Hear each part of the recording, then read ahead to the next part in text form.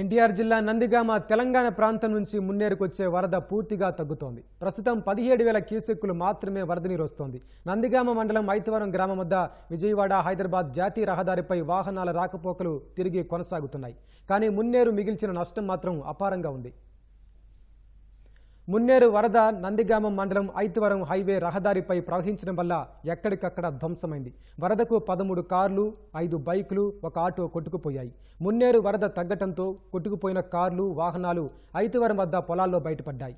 ప్రాణభయంతో కార్లు హైవేపై పెట్టి వెళ్లిపోయిన యజమానులు, కుటుంబ సభ్యులు తిరిగి వచ్చి వాహనాలు చూసుకుని లబోదిబ్బోమంటున్నారు. వాటిని ఒడ్డుకు తీసుకొచ్చేందుకు ప్రయత్నాలు చేస్తున్నారు.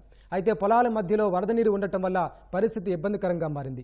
హైవేపై వరద ప్రవహించిన ప్రాంతంలో ఎక్కడికక్కడ చెత్తాచెదారం పేరుకుపోయింది. దీన్ని హైవే టోల్ ప్లాజా నిర్వాహకులు తొలగిస్తున్నారు.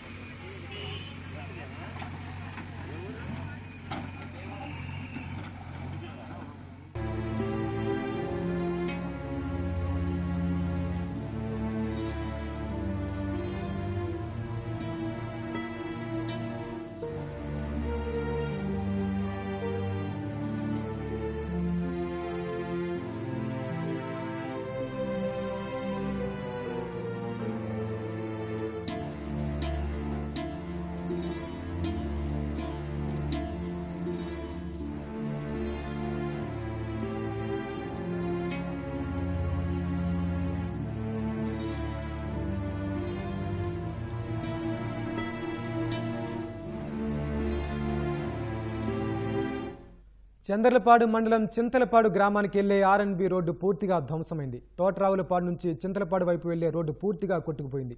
దీంతో ఆయా గ్రామాల మధ్య వాహనాల రాకపోకలు నిలిచిపోయాయి. దీనివల్ల చింతలపాడు నుంచి తోటరాములపాడు మీదుగా తొర్లపాడు మీదుగా ముప్పాల గ్రామం, నందిగామ, చంద్రలపాడుకు వెళ్లేందుకు ప్రజలు తీవ్ర ఇబ్బందులు ఎదుర్కొంటున్నారు. రహదారికి వెంటనే మరమ్మతులు చేయించాలని ప్రజలు కోరుతున్నారు.